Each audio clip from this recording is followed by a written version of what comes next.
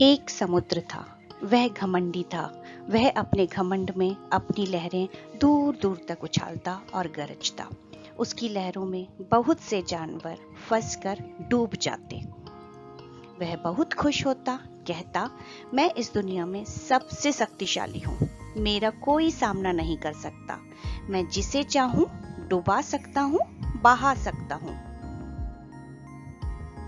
इसी समुद्र के किनारे एक टिटीहरी चिड़िया अपना घोंसला बनाकर रहती थी।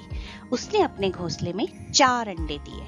अब वह अंडे से बच्चे निकलने की प्रतीक्षा कर रही थी। प्रतीक्षा जिसका अर्थ होता है इंतजार। एक दिन टिटीहरी दाने की खोज में कहीं गई। उसके पीछे समुद्र अपनी लहरों में उसके अंडे बहा कर ले गया। टिटीहरी ने वापस आकर जब अपने अंडे और घोंसले को नहीं देखा तो वह बहुत दुखी हुई और रोने लगी। उसे रोते देखकर एक छोटा कछुआ आया। उसने पूछा, टिटीहरी बहन, क्यों रोती हो? टिटीहरी ने अंडे गायब होने की बात बताई। कछुआ बोला, तुम्हारा घोंसला और अंडे तो समुद्र बहाकर ले गया है। चाहो तो उससे पूछ लो। टिटीहरी समुद्र के पास गई। पूछा, समुद्र, तुमने मेरे अंडे बहाए हैं? हाँ, मैंने तुम्हारे अंडे बहाए हैं। तू मेरा क्या कर लेगी चिड़िया? जा, भाग जा। यह कहकर समुद्र की लहरें उछली। टिटीहरी बचकर भाग गई। किनारे आकर वह रोते हुए बोली, समुद्र, तुमने मेरे अंडे बर्बाद किए। मैं तुम्हें सुखा दूंगी। उसकी बात सुनकर समुद्र बहुत हंसा। अब टिटीहरी ने समुद्र को सुखा देने की ठान ली। वह समुद्र का पानी अपनी चोंच में भरकर लाती और रेत पर छोड़ आती। यह काम वह दिन रात करने लगी। जब थक जाती तो बैठकर रोती।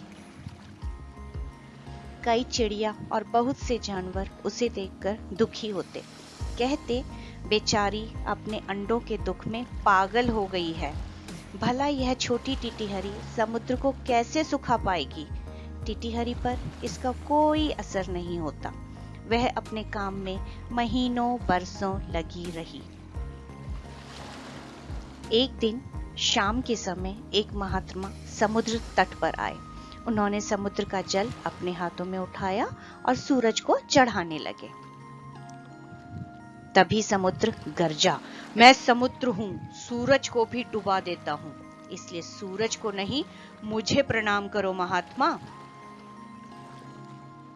महात्मा समुद्र की इस बात पर बहुत क्रोधित हुए। क्रोधित यानी कि गुस्सा हुए। तभी उनके हाथ से एक चिड़िया आ टकराई और उनके पैरों पर गिर गई। महात्मा ने उस चिड़िया को उठाकर पूछा, चिड़िया, तुम्हें क्या हुआ? तू मुझे अपना दुख बता। यह चिड़िया टिटीहरी थी। टिटीहरी रोती हुई बोली, मेरे अंडे समुद्र बहा ले गया। मैं इसे सुखा दूंगी, मुझे छोड़ दो। यह कहते कहते उसने उड़ने की कोशिश की, लेकिन फिर गिर पड़ी। महात्मा ने देखा वह मर चुकी थी। वह महात्मा ऋषि अगस्त्य थे। उन्होंने कहा, हे माँ चिड़िया, तू धन्य है। मैं तुम्हारी इच्छा अभी पूरी करता हूँ। यह कहकर उन्होंने समुद्र का जल उठाया और मंत्र पढ़कर उसे पी लिया। पूरा समुद्र ही सूख गया। समुद्र को उसके घमंड का दंड मिल गया। दंड यानी कि उसको अपने घमंड की सजा मिल गई। इस कहानी से हमें शिक्षा मिलती है, यदि छोटे से छोटा प्राणी भी ठान ले तो बड़े से बड़ा काम कर सकता है। एक माँ अपने बच्चों की रक्षा के लिए कुछ भी कर सकती है।